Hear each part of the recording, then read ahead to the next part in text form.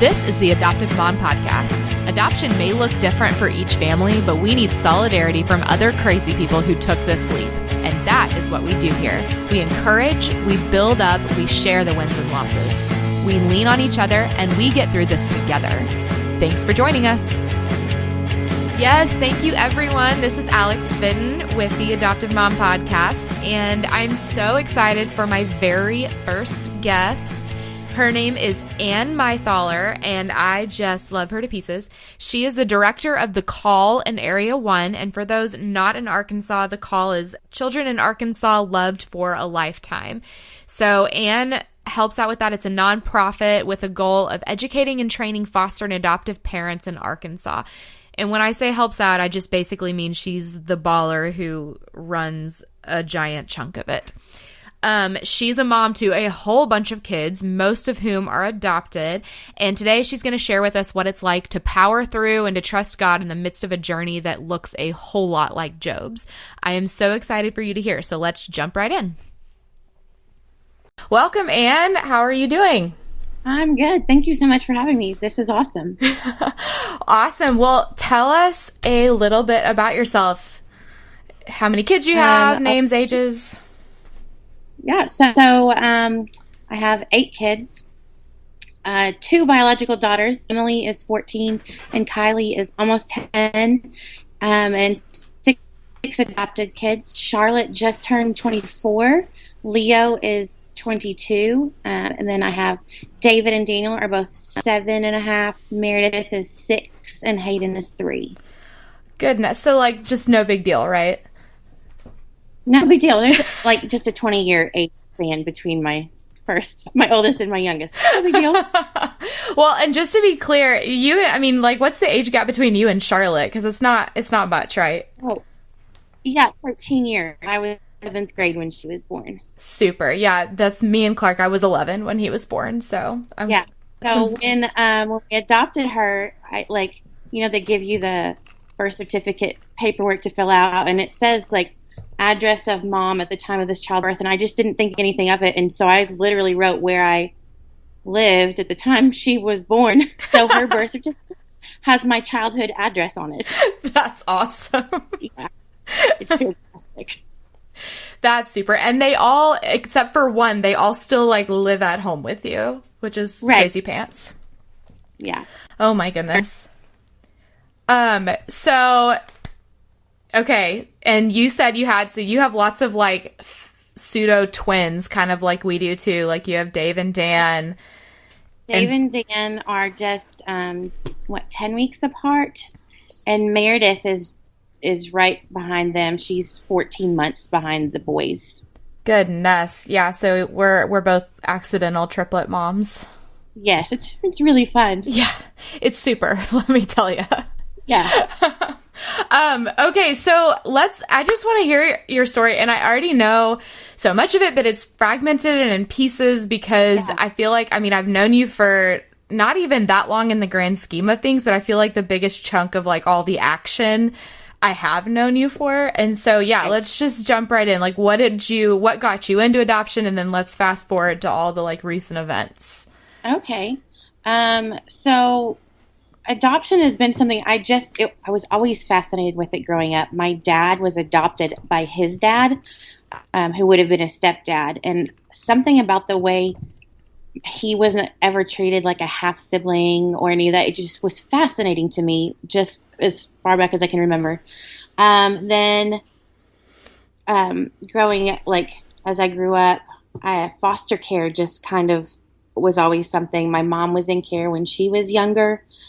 She spent some time in foster care, and her experience wasn't good. And so just from hearing those things, it was something that's always on my radar. Then I met Carrie and started dating him, and his parents were foster parents. So that was something that was kind of always part of our conversation, even from starting to date. Then fast forward, we got married and actually inquired about becoming foster parents within the first year of our marriage. But at the time, there was a policy that you had to be married 2 years before you could foster. So we kind of put that on the back burner, and in the meantime, got pregnant and had Emily. And then just kind of went on about our lives, I guess. 4 years later, we had Kylie. And when Kylie was about 6 months old, there was a man who visited our church who really had this anointing to speak boldly about God's mandates for Christians to care for the orphans and widows. And he could say things that, like, if I said it, it would be offensive. I mean, he stood there and he called us all hypocrites because we weren't opening our homes. And it wasn't offensive. Like, I was like, oh my gosh, we kind of are. Like, at that time, Arkansas was voting, I think, I want to say, on maybe gay marriage or who was allowed to adopt in the state of Arkansas. And he called us hypocrites because he said that the church was going to be voting on who was allowed to take these children in, but then we weren't opening our own homes to take the kids in. And I was like, oh, yeah, okay, I see what you're saying. So we left that church meeting and drove. I mean, we lived like 30 or 45 minutes away from church. We made it halfway home in complete silence. Neither one of us said anything. Wow. And then we just kind of finally, I think Carrie looked at me and was like, so what did you think? And I was like, I think that was for us. So I was still nursing Kylie at that time. So I was up all hours of the night, and I pulled up the computer and started just researching different adoption, like types of adoption. And I just always kept coming back to foster care. So we decided to start the process to open our home for foster care. And it took, but we were going to be an adopt-only home because we just couldn't introduce the chaos and instability of foster care to our little girls. I know. So every time somebody says that now, I'm like, hey, I was you once. Well, it's just funny because I know like where you are now, and I don't even think we said at the beginning, but she's kind of a big deal because she's the director of a foster care nonprofit in the area. So yeah. So we were going to be adopt only. We were going to take like 2 little boys, and that was going to be our family. And so we went through the process. And it was really strange because going through these classes, I mean, the training was fantastic, but there wasn't really, we didn't get to know anybody in our training group that we just like bonded with and felt called to the same things. So we continued on, and it was kind of a lonely path. We didn't have other people walking alongside us who understood what we were being called to. So there weren't other people we could talk to. And then we, got our home open, and we sat open actually as an adopt-only home for 9 months and inquired about every child in the sibling group in a 500-mile radius and never heard back from any of them. Wow. Just not even a response. So in that time, I mean, obviously 9 months after that, like the girls are getting a little bit bigger, and just kept doing research, kept praying about what God wanted from my life in this season. And I had a friend come to me, and he said, I feel like I have a word from God for you, and I think that you should really look at expanding your vision here. If you only help the kids that come into your own home, that's a limited number. But if you figure out some way that you can help more than just the kids that are coming into your own home. And he even said, like, maybe walking other people through the process or something. He said, I mean, your impact could be so much greater here. So I took that and just kept researching and came across the call, which had been launched in Pulaski County in Little Rock a few years before. And I just loved the model of taking this need to the church and saying, church, these children are our responsibility. Mm-hmm. So simultaneously started working on launching the call. And also in that season, somebody shared the statistics for the Northwest Arkansas Children's Shelter that they were turning away twice as many kids as they could help because of lack of bed space. And that was their old facility. They're in a nicer, newer facility now. But I was really convicted because we had this extra room ready. We had the empty beds that we were praying over and the empty dressers and the empty closets. And we knew that our family could absolutely work reunification and love on the kids who needed us for a short amount of time until the kids who needed us forever came along. So we made the call to DHS and switched from adopt only to foster, and that's been one of the best decisions that we've ever made for our family. It's been a fantastic thing, and right along walking through that, I was also working towards launching the Call in our area, which is a faith-based nonprofit that works to recruit and train, and then provide ongoing support for foster and adoptive families. Yes, and the Call is who we trained through, and they're just like super amazing in every way. And she said earlier, just for those of you who are listening and not local, Pulaski County is the Little Rock's central Arkansas area, and then Anne lives in Northwest Arkansas where I live, so this is considered Area 1. So Anne is the Area 1 director. Am I right, Anne? Did I get all that right? Yes. Okay. So the Call is, it's a county by county initiative. Our Northwest Arkansas affiliate is a little bit different because we do encompass the entire DCFS area, but that has worked best for us and for our area. Yes. So, okay. That's like a crazy amount of background in a really short amount of time, and I'm amazed that you have that nutshelled so well, because that's so much. But that was a lot. So, do you have any stats for like how many foster kids you have had in your home? I think we stopped counting right around like just past 20. So we're right around 20 to 22-ish children. That's actually not a lot for as many years as we were open. We had a lot of long-term placements that ended in adoption.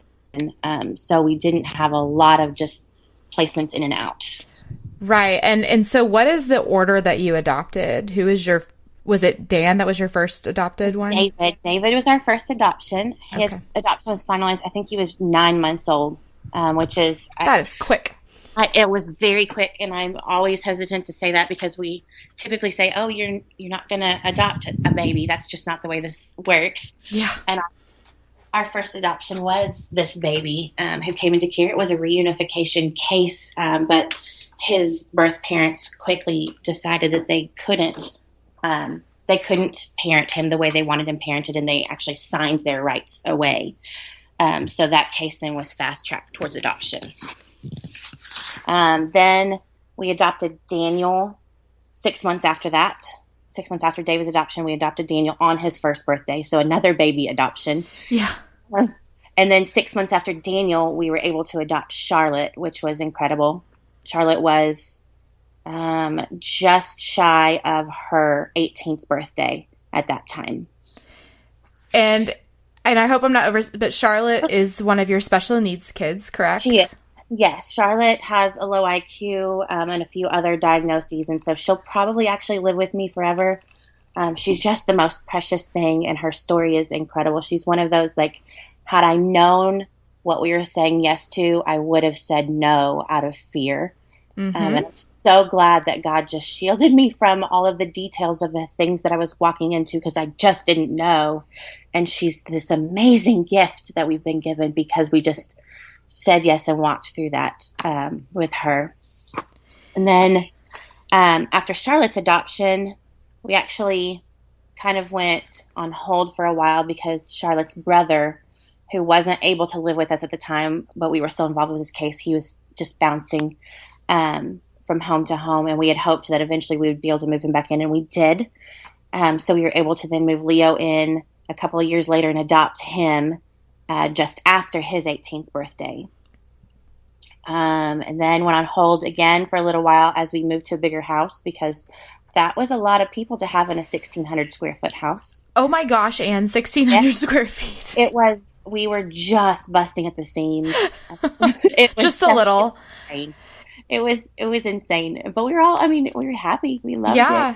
I don't think I realized that Leo and Charlotte were biological siblings. Yeah, they are. Because their cases seem so different. A lot of people don't know that. And then the people who do even know that usually think that Leo is older. But Charlotte is older by a year. They're pretty close in age. And Leo is the one that does not live with you anymore, right? No, he lives out on his own. Cool. Okay, so then... And after Leo, we went on hold to buy a bigger house, move, because I still knew my family wasn't done, and I actually had been given a name when I was pregnant with Kylie. I knew the name of the child that our family would end on, and so I knew our family wasn't done, but I didn't know what that looked like. So we moved to a bigger home.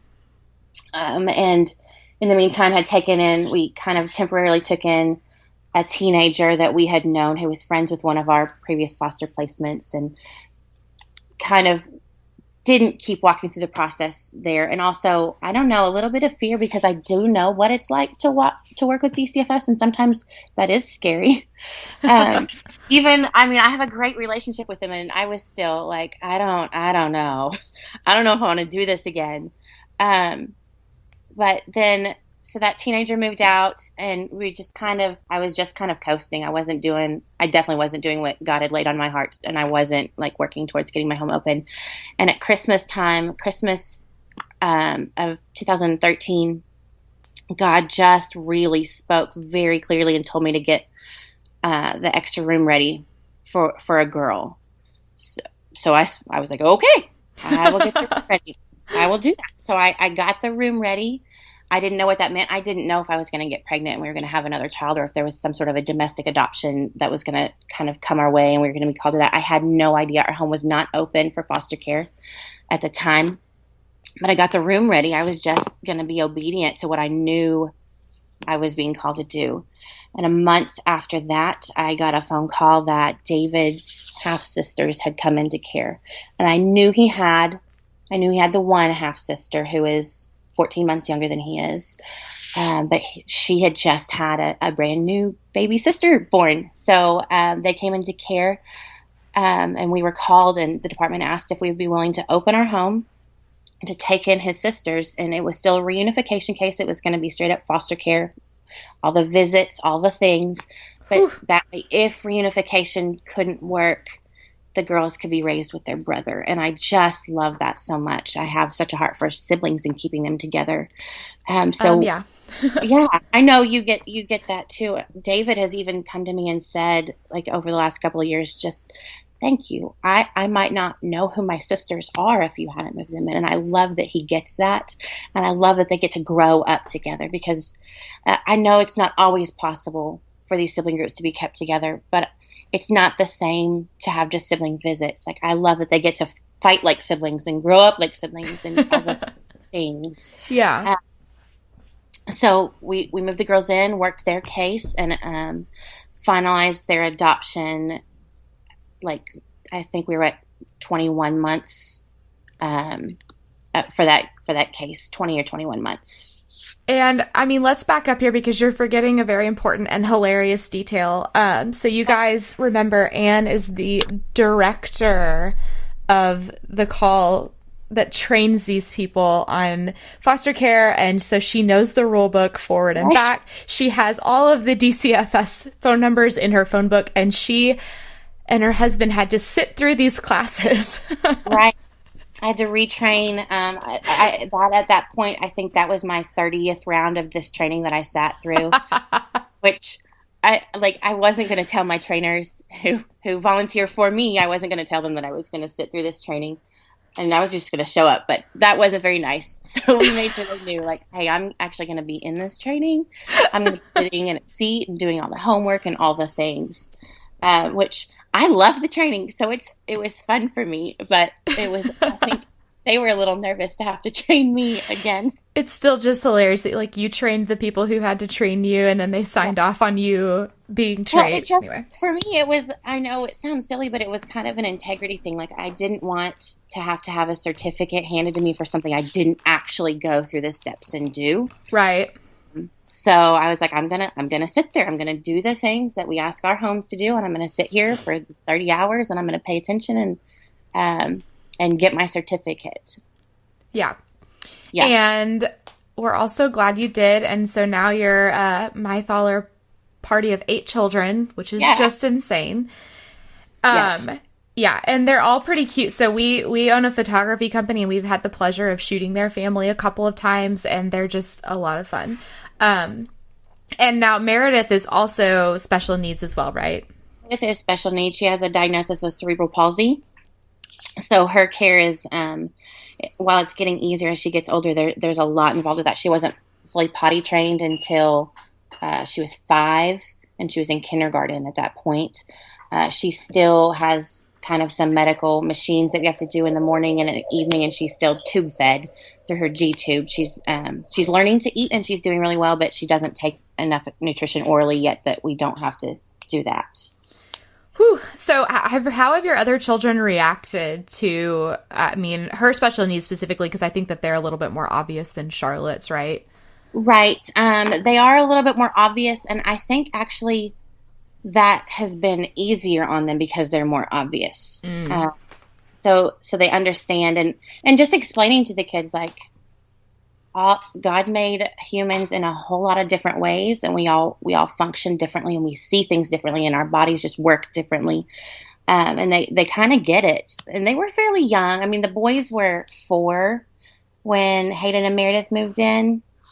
And so they just really didn't question much. They were kind of curious, obviously, at first, like, what are you hooking that tube up to? That's a button that I don't have. But they just have kind of rolled with it. Now they actually sit down and they help with her feedings and do the things. And some days obviously are harder than others with her. Some days they lose their patience, but for the most part, they're pretty fantastic with her. Oh, that's just so awesome. Okay, so let's fast forward a little bit. How long... you got a surprise less than a year post. It was very much less than a year post adoption for Hayden, right? It was the day after adoption. Yeah. So, so leading up to adoption, Hayden had she'd been kind of sickly, like, I don't know, just running low grade fevers and not really feeling great. And I'd had her in and out of the doctor, and we just kept saying it's just got to be some sort of a virus. It wasn't responding to antibiotics, so we just kind of thought, it's got to be a virus. Just let it work its way out. And right around adoption, she just started getting worse, to the point we saw our doctor a couple of days before the adoption, and he's watching her. We actually left our adoption and went back to the doctor that day so he could check on her again. And he prepared me and said, hey, I mean, you can go home tonight, but if she's not eating better and drinking a lot of fluids and just clearly better by tomorrow, I want you to be prepared that we might, put her in the hospital at least to get her some fluids and some nutrition. And at that point, that sounded reasonable because she just was not looking great and she wasn't feeling well. So the next morning, we woke up, got the rest of the kids off to school, and our doctor, who is fantastic, just said, hey, I really feel like I want to run some extra tests to make sure we're not missing something. So he actually sent us to the hospital to have a chest x-ray to check for pneumonia, but also just to run some blood work.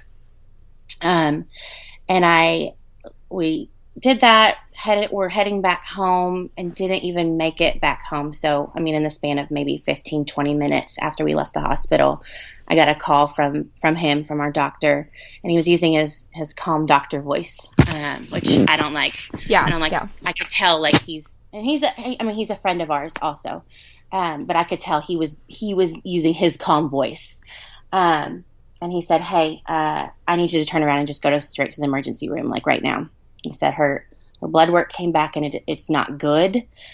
She was very anemic. Her hemoglobin was really low. These things are like just spinning around in my head. I was at that point maybe 2 minutes from my house. So I just said, hey, because he had said, you're going to be going to the children's hospital. They're going to transfer you. I said, can I run home and pack a quick bag? And he said, no, you need to turn around and go to the emergency room now. Ooh, oh my goodness. Yeah, I look in the back seat in the rear mirror. I will never forget this. Like, just looking at my baby sleeping in her car seat in the back seat. And I didn't know at that point what was going on, but I knew it was bad.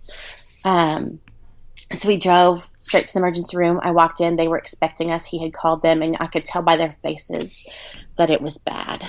And they were just rushing everywhere, getting her hooked up. It took a while to get IVs started, and then they bust out. So she had IVs in both wrists and in at least one of her ankles. I think by the time we left, in both of her ankles. And I wasn't letting myself do the thing where you Google the things you know. I was like, don't do it. Just don't Google it. They'll tell you what you need to know when you need to know it. And so I sat there, and my doctor's texting me, just checking on me. And he said, I'm going to come by and check on things and see you. So he came by, And he waited, and the doctors and nurses are in and out. They're just rushing around. Like, it's hitting me how sick my baby is. And they get a blood transfusion started, and then they walk out, and he just looks at me and told me that most likely my baby had leukemia, and that's what we're going to be dealing with, and that he said, he even mentioned that we might have to move to Little Rock for her treatment. There are different types of leukemia and different treatment plans. But, I swallowed hard, and that just kind of washed over me, like, what all this means. I'm like, okay, well, what else could it be? And he was like, that's actually probably what you want it to be at this point. The other things are not good either. So I said, okay. So Hayden was transferred to Arkansas Children's Hospital. We took a sunset helicopter cruise through the Ozark Mountains. That was not as awesome as I'd always thought it would be. Yeah, the first of many, right? Right. No, she's only the one helicopter trip, but I just ugly cried the entire way. I could see my baby. She was strapped down to this gurney, and she's terrified. She can't see me. She can't hear me. It is loud in there. She doesn't know where I am. There's strange men that she doesn't know kind of messing with her. And they kept saying, oh, it's okay. Kids always just fall asleep with the rocking of the helicopter and the white noise. And I was like, she's terrified. She's not going to fall asleep. And I just watched her, and I couldn't do anything. And I just ugly cried in front of strangers who don't know me the entire way there. Every once in a while they try to make some sort of small talk or ask me a question, but I just sobbed the 45 minutes that it took to get us there. We, by the time we got there, she was sobbing. She was freaking out because she couldn't find me. Our helicopter landed, and they had told me, they said, the second we touched down, you just reach over and grab her. We're just going to let you get her immediately, and we'll let you carry her out of the helicopter. She wants you. I was like, yes, okay. Yeah. So the second we touched down at Children's, they unbuckle her, they get her to me, and she just sunk into my chest, and she said, are we all done? And I was just oh baby, this is just the beginning. So we walk in, and I'm like, I remember there are things I will never forget, walking out of Mercy and Rogers, walking out of their emergency room to the helicopter. I'm watching all the doctors and nurses in their faces because they know that this baby has cancer. Gosh. And I don't know it yet. I know that most likely that's what it is, but they know, and I'm watching their faces. And I think what a hard job that's got to be for them. And then the same when we land, I'm watching all their faces, all the doctors and nurses, and they're looking up and they're watching this team walk in, and I've got this baby in my arms, and I watch their faces, and they all know. I know they know. So we get settled in a room, and a whole team of doctors comes in to check her out. And this one doctor who is, he'll always be precious to me. He's kind of fiddling. I don't know if he did it on purpose or not. I feel like he did, but he was kind of holding his name badge as he asked me if I knew why we were there. And he's kind of holding it so I can't see. I couldn't see it. And I told him yes, that my doctor had told me that most likely my baby had leukemia. And then so he was like, yes, that's what we think is probably going on here. And he lets go, and I can see that his name tag says that he's an oncologist. And I remember thinking, I'm so glad that my doctor knows me and loves me enough to come and tell me what I'm walking into, because I can't imagine finding out that my baby had cancer because her oncologist walked into the room. Yeah. Yeah, it was such hard stuff. But they took such great care of her. And by that point, I've got some great videos of the two of us sitting in that emergency room just killing time, because she'd had so many fluids and a couple of blood transfusions at that point, she was feeling better and perking up and kind of being silly. And it was really sweet. At one point, I just look at her and I was like, Hayden, are you okay? Are you going to be okay? And she looked at me and she did this, where you shoot your little guns and you go, and she was like, oh. Oh my gosh. It's one of my favorite videos of her. Is just I was like, okay, you're going to be okay. It's okay. Yeah. hard stuff. Whew. And I remember, like, she was inpatient for 10 days that first time, and I was really angry at God.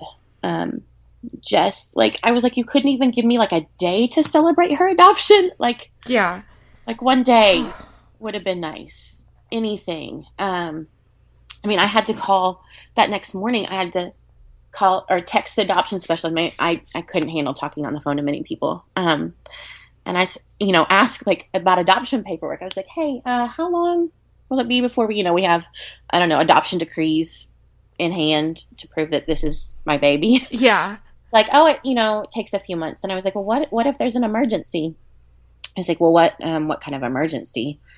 And so I had to call him and tell him that my baby has leukemia, that we're in the hospital. And that team, I don't even know who all had to jump through all the hoops, but I had adoption decrees in hand by the end of that next day. That's amazing. 2 days after adoption, I had adoption decrees so that I was like, I can't prove that this is my child or that her name isn't what the name in the system anymore. That like, it just was so hard, but DHS worked really hard to make sure that we had everything we needed and were taken care of, which was fantastic. Yeah. I mean, I wish that more people could hear the good stories of DCFS and just how they do take care of people sometimes. And it's just, it's good to hear those things. Hard jobs, but they took such good care of us. And I hated having to call and tell everybody because, as you've said, like, it wasn't just that these were caseworkers to me, because this is also my job. These are people I work with and they're my friends that I had to call and say, this baby that we all care about and we all love has cancer. And especially when it was so raw. I mean, at that moment, you probably hadn't even processed it all yet. And no. Yeah. No. But Hayden she never did this before, but from that first night in the hospital, she wanted to walk the halls. And that was the only thing to comfort her when we were in the hospital. And to this day, almost 2 years later, that's the thing that she wants to do, is have me hold her and we walk. And so as hard as it was, like, I didn't get to do the thing that I would have done, which was just hole up in that hospital room and not come out and not talk to people and not see anybody. I was out walking the halls in the pediatric cancer wing. So I'm seeing all of the other parents with their cancer babies, and I'm seeing babies who are clearly sicker than my baby.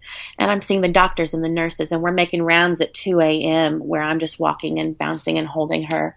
And I'm just sobbing as I'm walking through this and just processing it on my own and having the conversations with God where I couldn't even be private in that because Hayden wanted to walk the halls. So we walked the halls. And I think, so many of those things probably just saved my life because she forced me out of the room where I would have just sunk in and not dealt with it.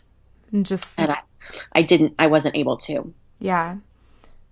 Goodness. And so first of all, I'm thinking of how awesome your mom guns must be after, because she's almost 4 and you're still doing laps.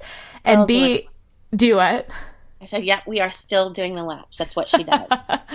Oh my goodness. And I'm thinking, how do you come back from that? How do you rectify that relationship with God after he hands you what feels like an impossibility? And I know we still have a lot of your story to cover, but y'all,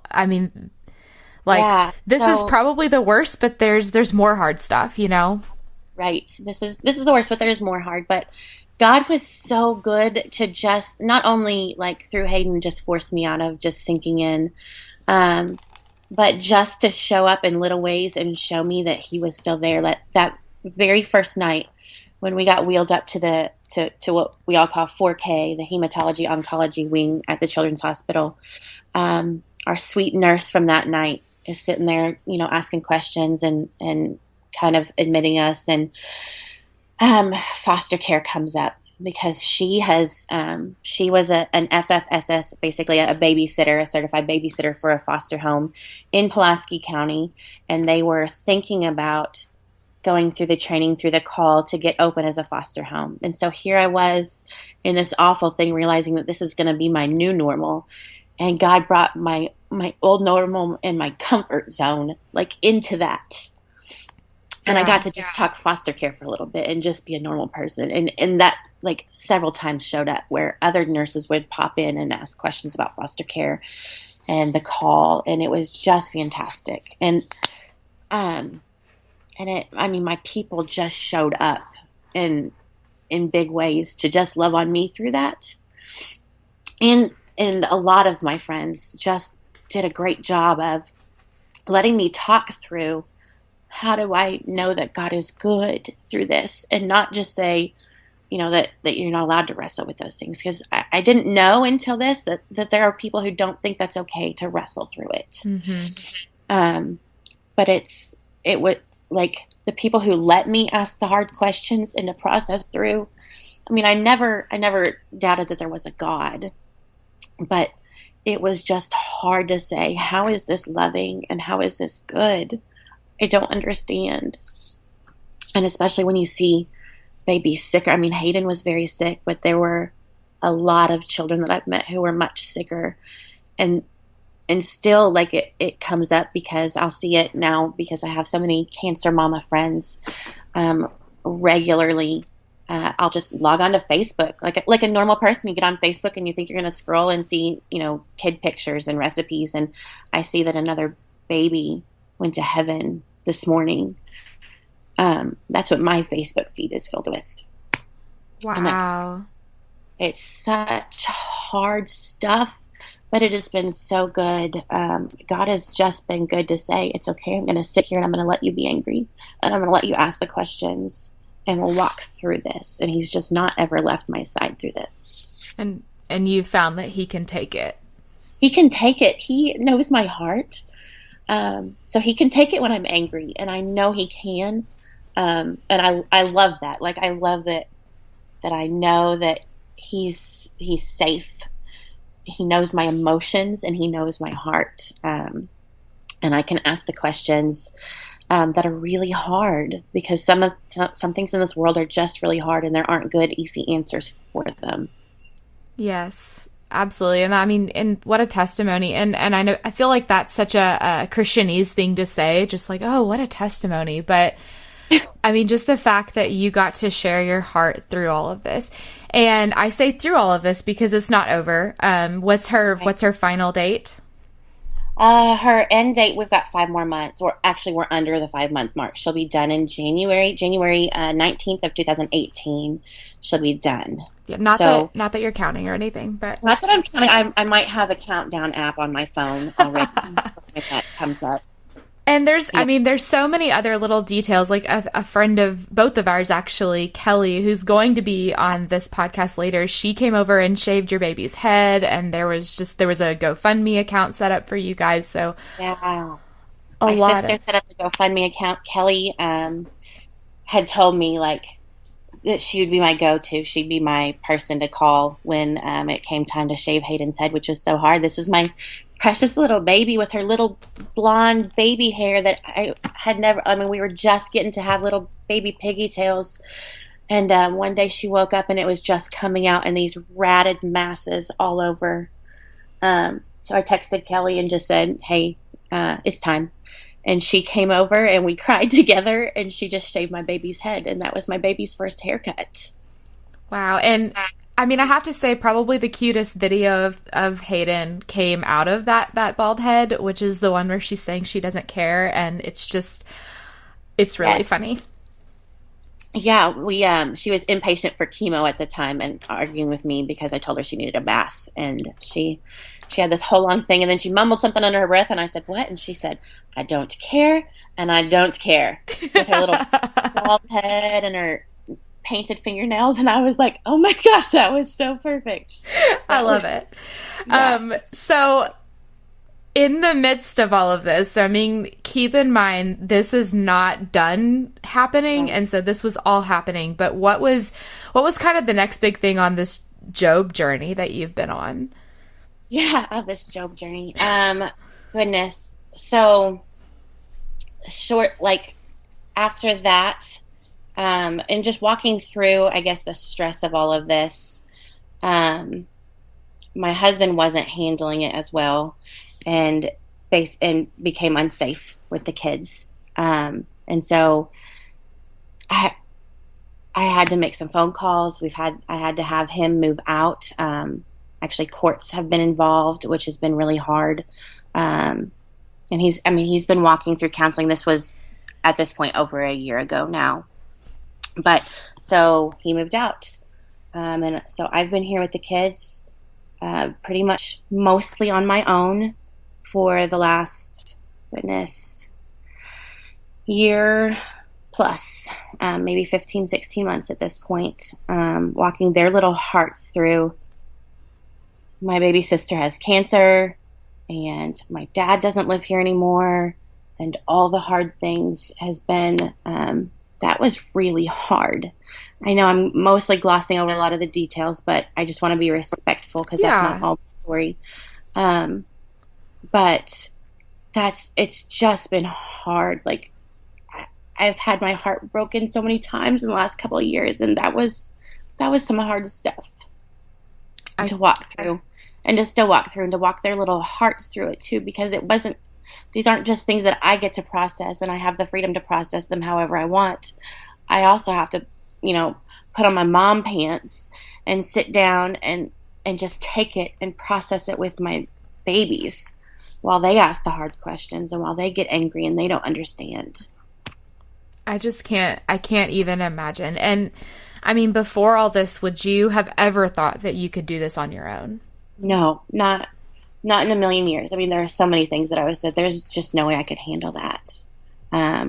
I wouldn't have the first idea how to walk through any of that. And here you are. And here I am. Yeah. Oh my goodness. Here I am. Because for whatever reason, God decided that this is my path. And there's been some really great stuff. I still, I'm just an optimist, and I still see great things even in the midst of all of this hard and this destruction and this, looking around like, whose life is this? How is this my life? This is so off track from where I thought I would be. Goodness. And yeah. I mean, and on top of all of this, your loyalty to your job was put into question, right. And it was just, some of that.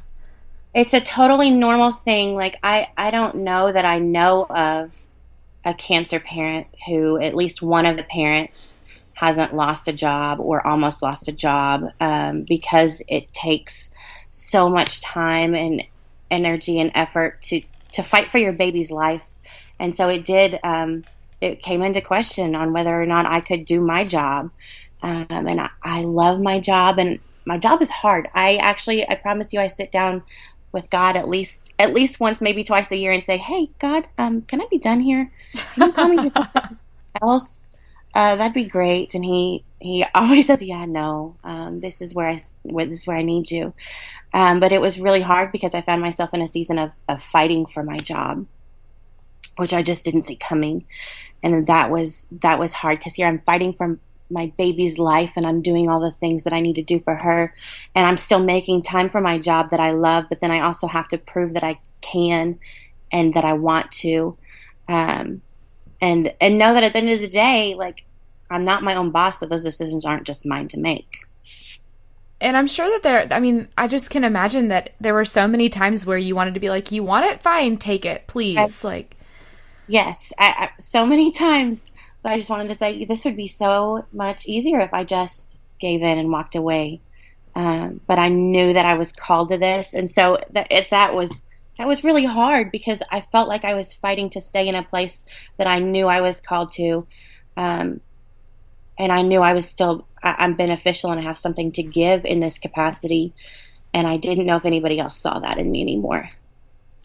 Well, the people that are not above you, but that you have blessed, definitely see it. And I know this firsthand. I know I think you were walking laps with Hayden one time when I sent you like an SOS text, like, "Can I please talk to you?"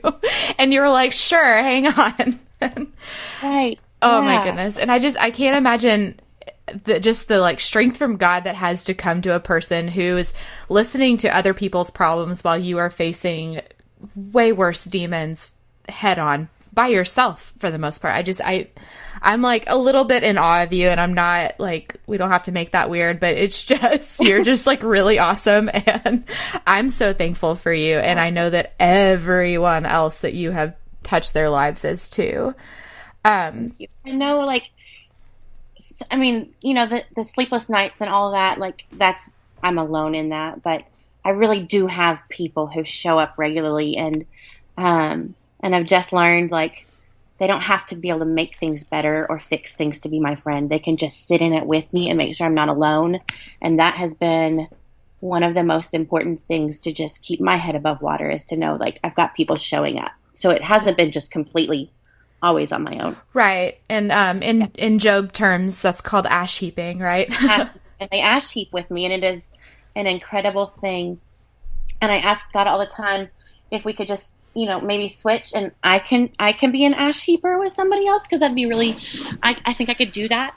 I think I could do it well. And he's still like, yeah, no, sweetheart, this is where I need you. You get to be the Job right now, which is, I mean, it's really pretty uncomfortable place to be, because a lot of people don't know what to say. I've been asked what open sin I must have in my life that has brought all this. Oh my goodness. Yeah, by somebody I very much respect asked me what open sin there must be, because my life has just been so hard for a couple of years now. And I just, that was a hard one to walk away from, and process that, and just realize, like, no, that's actually not biblical. And even though you don't realize it, like, even that is prosperity gospel to say, like, well, if you don't have open sin, then your life should be fine. And that's not what we're promised. We're actually promised that our lives would look a lot more like this when we're walking through some hard, like when we walk and follow what God has called us to. If he calls you to big things and you're really fighting some major battles on behalf of God, you're kind of promised that your life is going to be hard. Yeah, absolutely. And I don't know. I didn't miss, like, my baby was going to have cancer hard, because I probably wouldn't have signed up for that. Yeah. It definitely is different hard than what I thought I was getting myself into, but it's still, like, it's still good. And I still know that God is good in all of this, but I've had to go back and reread Job a few times and just take all that in.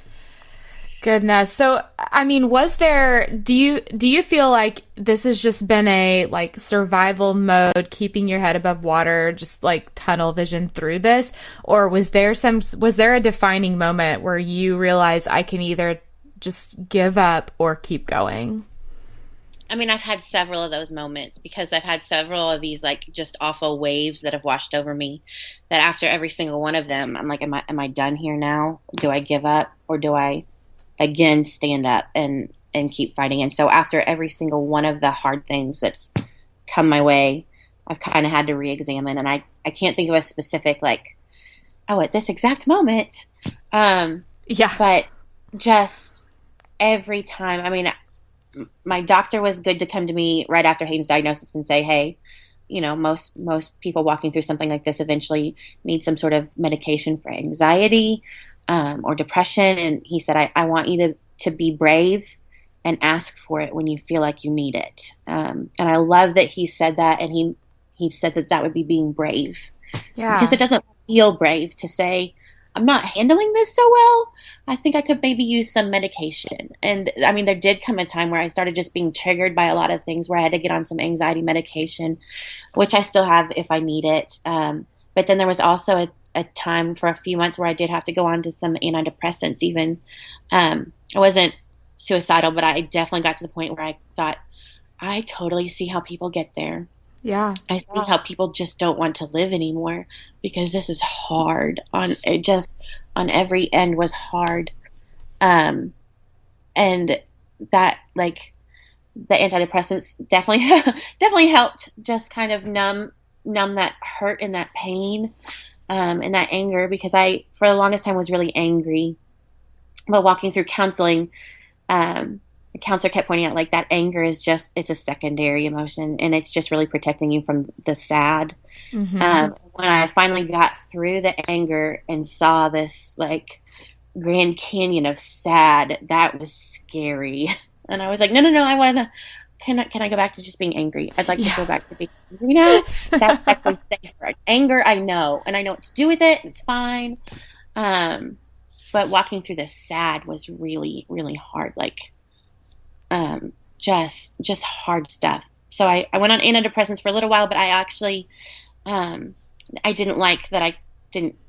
It kind of just leveled everything, and I didn't feel happy either. Yeah. It's kind of, because I loved one of the things, I don't know, this is going to sound really weird, but one of the things that I've loved about this hard journey is understanding the depth of emotion that I didn't know existed.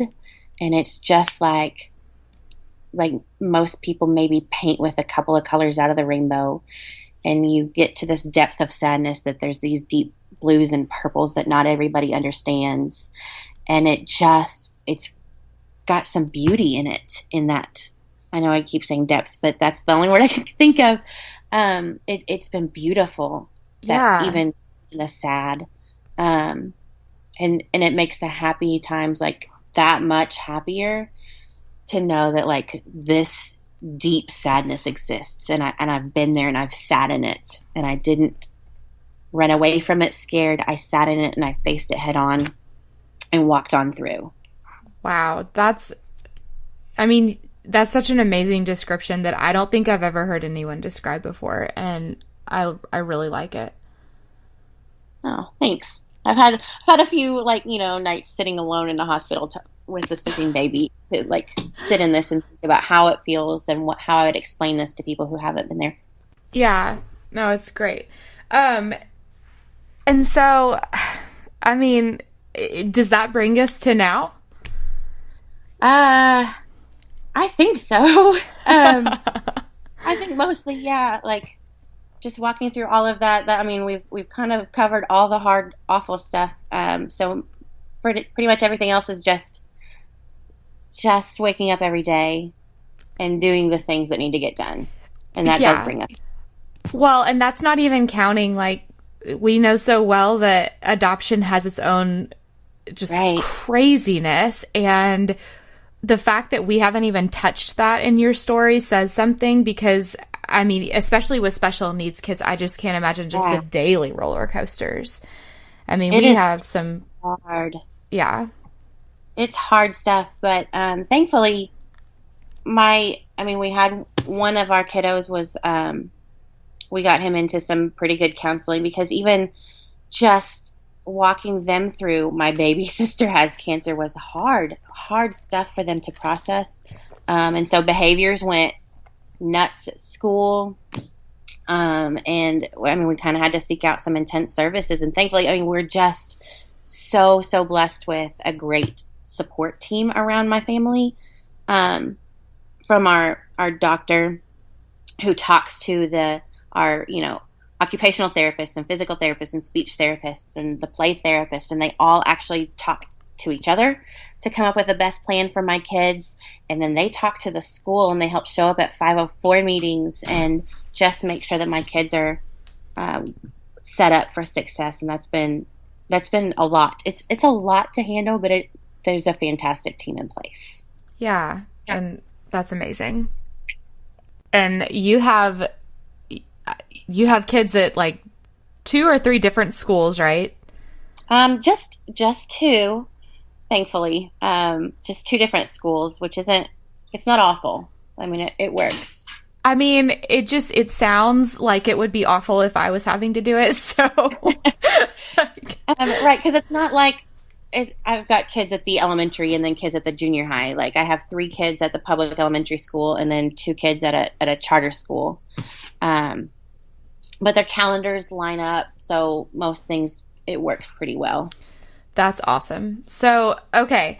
So this kind of, like, these are just some, like, takeaway type questions, if you're good with that. So, yeah. What do you, just out of all of this, what do you wish someone to just grab you by the shoulders and looked you in the eye and told you at the beginning of this journey? Or would you have rather not known and walked into it the way you did? Yeah, no, I really am super grateful that I didn't know, that I didn't know what I was walking into in so many of the cases, and so many of the things that I've said yes to, I just didn't know what I was saying yes to. And I'm really grateful. I think that there was a lot of God's protection and his wisdom in that, because I wouldn't have been fully prepared. And I would have walked away. I would have said no. Yeah. To really great things. Is there any piece of advice that you would have wished someone had told you, though? Goodness. I think just putting that support system and those people in place sooner would have been great. That's a good one. Just not waiting until everything got so hard before you kind of rally your team and your troops and you make sure that you're well supported. I think from out of the gates, our families have got to be, and it's one of the things I'm most passionate about in my job now, is just making sure that our families are prepared out of the gates, that they are getting that support team in place and they understand how important it is. Yeah. And that's, I mean, I feel exactly the same way, because I feel like I hear this from adoption mamas over and over and over again, just that they are so worn out by the time they even think to get help. And that's a huge goal of this podcast, even, is just to be able to talk about these things in a more accessible way, about like, it's really hard and here's exactly how. Because I feel like when I walked into it, I was like, yeah, it'll be hard. I know it'll be hard. Right. But you just don't really get it. You don't really get it until you're in it. And I feel like that's what, I mean, most of our families are. And I was in the same boat too. Like, oh yeah, it's going to be hard. But you don't realize, like, it could be your baby's going to get cancer hard, or your husband has to move out hard. Like, there's some hard stuff. And the kids' behaviors, I know you touched on that. And I think it's hilarious that we've talked this entire time and we haven't even talked about all the adoption behavior stuff that goes on in my house. But I was just thinking, I feel like I need to have you on again, like later on in the podcast, and we can just talk about, like, you know, how to love your adopted kids really well and stuff. Right. Yeah, we can do that too. But I think you've got Kelly coming up on a different episode, and she does that. Like, she's going to say all the things I would say anyway. Yeah, I love that woman. Yes, she's pretty fantastic. Yeah, and she's hilarious, so get excited for her interview. Okay, so what is something you wish you had done differently along the way, or just through this journey? Oh, wow. I don't know. I don't think that there's much I would have done differently. Maybe just because some of the hard stuff came from being so transparent and so vulnerable. I maybe would have guarded some of my questioning and really known exactly who I could trust with that. And I think that maybe that's an important thing for adoptive and foster mamas too, is you have to know who you can say the hard things to and ask the hard questions to, who your safe people are and who maybe doesn't get it and is going to read into what you're asking and saying. Yes. And I mean, again, just on a completely like way lower level, I totally get that. And I feel like so many adoptive parents do, that you see who your real friends are through this hard stuff. Really, you do. And you know, you find out who you can trust, but it's really sad when you like find out. Like, it'd be so much easier if everything was just well labeled. Yeah. Great. For us super organized moms, that would just be super. That would be awesome. It would be super. I'm not even a super organized mom, but I'd still like that system well labeled. Oh, whatever. I feel like you have to be more organized than the normal person to have 8 children and get them all, you know, to school and appointments and stuff on time. I mean, we miss our fair share of stuff. And there is that day that I dropped a kid off last year with only one shoe on. That happens. It makes for good Facebook updates. Does make for great Facebook stories. There's just not, like, there's no pride left over here. And I'm a straight up type B person. I am not super organized. I'm learning. I mean, I have to learn to be, but it's not something that comes naturally to me at all. Yeah, no, I understand that. Okay, so what is the best or like your favorite way that your tribe supports you? Okay, that That totally depends on the day, but really my favorite is just when they make me laugh. One of my favorites is I hold myself responsible to let them know when I'm having a hard day and when I'm really struggling and not just sit quietly in it. But one of them will call me and say, and just call me and I'll answer, and she'll just tell a mildly off color joke and then just hang up, or just text me something completely off the wall and hilarious just to make me laugh. And that is probably one of my favorites, other than, like I said, just letting me ask the hard questions in a safe place. Yeah. And not feeling like they have to answer them. I mean, and not have to answer them. No, they don't have to have any of the answers. They just let me process through it with them. Yeah. Yeah. Such a good word. So, okay. And this is the last one. So what's your biggest piece of advice or encouragement for just adoptive mamas in general? And I know that you've been inducted into the cancer mom group that you never wanted to be a part of, but just across the board, it can be cancer or just adoption in general. I just, my biggest piece of advice, is that what you asked? Sorry, I got distracted. Yeah. Or encouragement. Yeah. Or encouragement.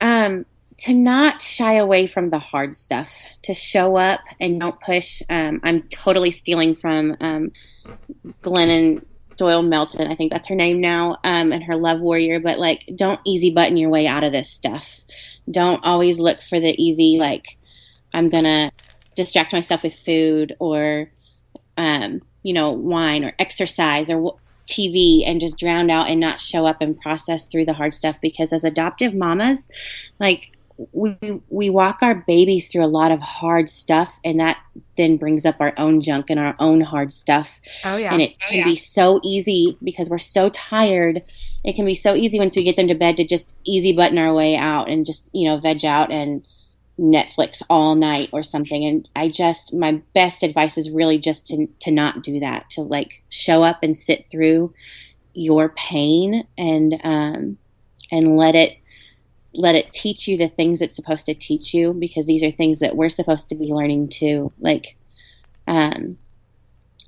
there's just such good stuff, but we can miss it by burying it down. And if we do that, it's just not healthy.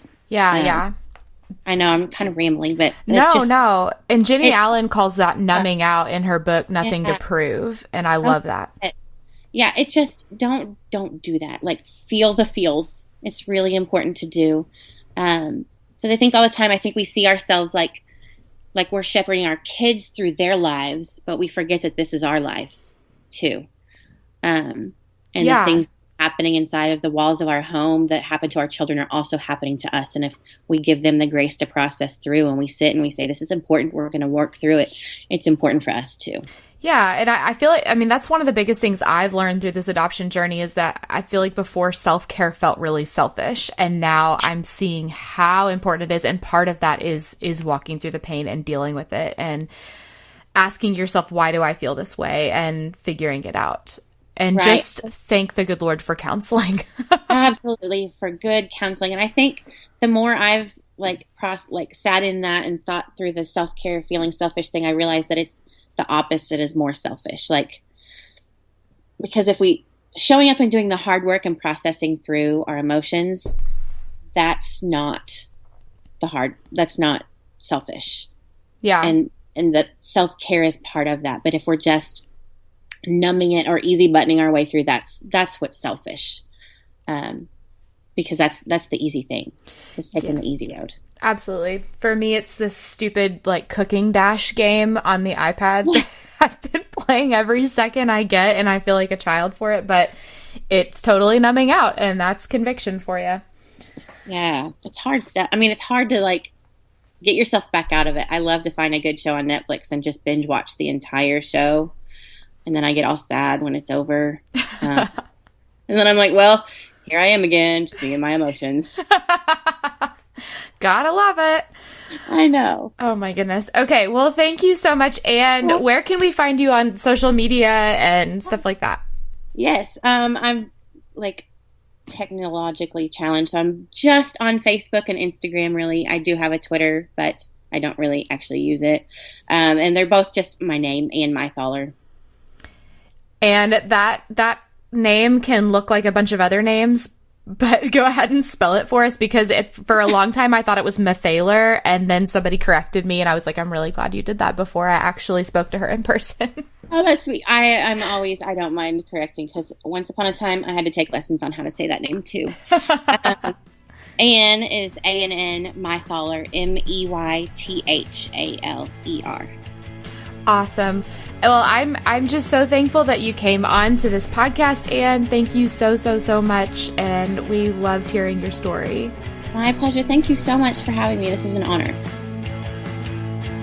Thank you for listening to the Adoptive Mom Podcast. I know this stuff is hard, and I hope you found encouragement here. Remember, you are enough, and you're doing a great job.